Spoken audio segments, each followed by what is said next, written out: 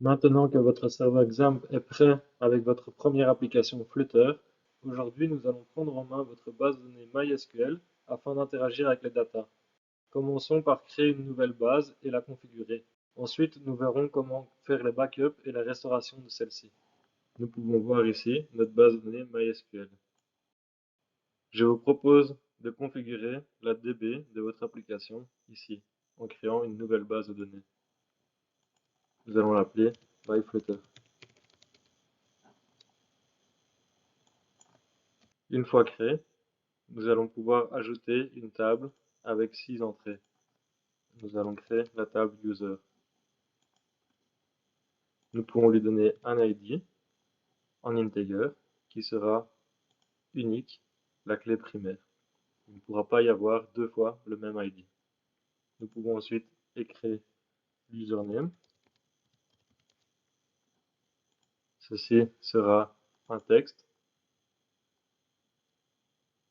Également l'email.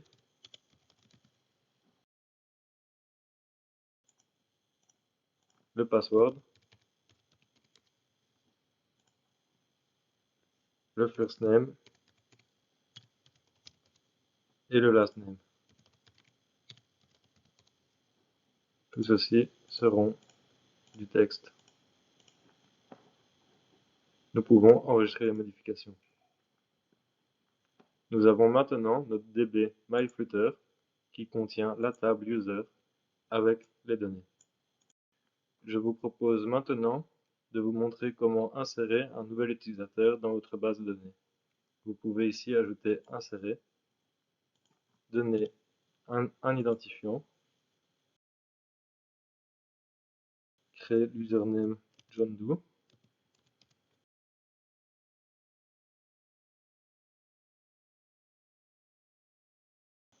donner un password,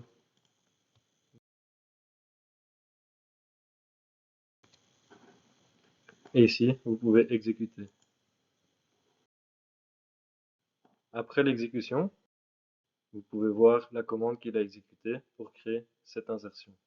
Si vous essayez de l'exécuter une deuxième fois, il vous dira que ce n'est pas possible car il existe déjà la clé 1 dans la base de données.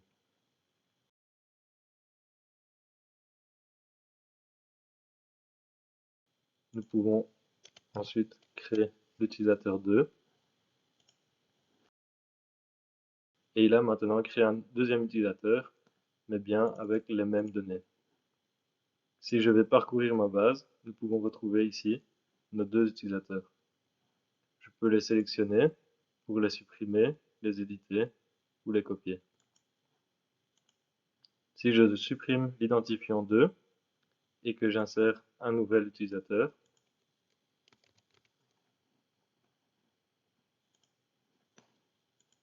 nous pouvons voir que la clé primaire est passée à 3.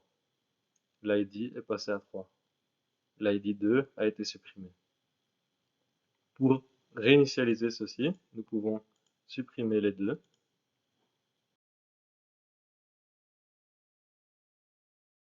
Il nous demande confirmation si nous voulons effectivement utiliser cette commande et celle-ci. Nous disons oui. Maintenant, la base de données est vide. Nous pouvons aller dans les opérations pour voir ici l'auto-incrément qui est à 4. Cela veut dire que la prochaine entrée sera assignée l'ID 4. Nous pouvons remettre celle-ci à 1 et exécuter. Notre base de données est maintenant propre pour être utilisée.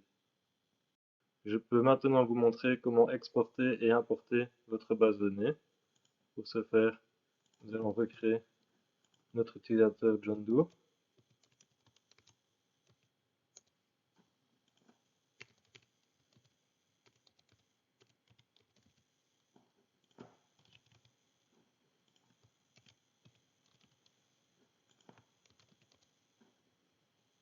Exécuter. Je retrouve bien mon utilisateur. Nous pouvons ici exporter la base de données. Je peux exporter la table ou la base de données complète. Si je demande à exporter la table User, je suis ici sélectionné sur User. Je vais exporter cette table et je peux l'exporter. Cela va la télécharger dans notre dossier téléchargement. nous pouvons retrouver ici la table user. Nous pouvons la parcourir et voir les différentes variables. Nous retrouverons bien ici John Doe. Je peux ensuite vider la table en allant dans ma DB MyFooter et je peux demander ici de vider. Voici, il a bien exécuté. Nous pouvons voir que la base de données est vide. Nous pouvons à l'effet inverse maintenant importer la base de données. Il va nous demander le fichier d'importation.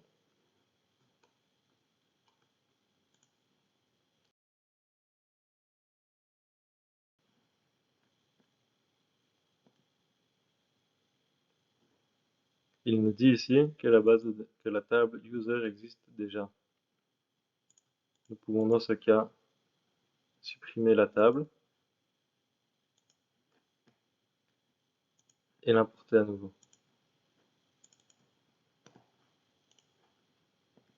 Voici, il a bien créé la table et importé user que nous avions. Si vous ne vouliez pas supprimer la table, nous pouvons ouvrir le fichier user et aller chercher uniquement les données. Les données se trouvent ici. Insert to. Nous pouvons utiliser la commande SQL et utiliser la commande insert to et l'exécuter. Nous avons fait la même action, mais nous avons seulement rajouté les données sans supprimer la base user. Nous pouvons également faire un backup de la DB complète en allant sur MyFooter. Si vous exportez ici, vous exporterez l'ensemble de la base de données. MyFooter. Ici tient toutes les données de la DB et de toutes les tables qui sont associées. Nous avons maintenant vu les principales actions que vous avez à savoir pour utiliser votre base de données, et dans la prochaine vidéo, nous utiliserons une API pour contrôler votre base de données à partir de votre application. J'espère que ceci vous sera utile et n'hésitez pas à m'informer si vous avez des questions. À la prochaine!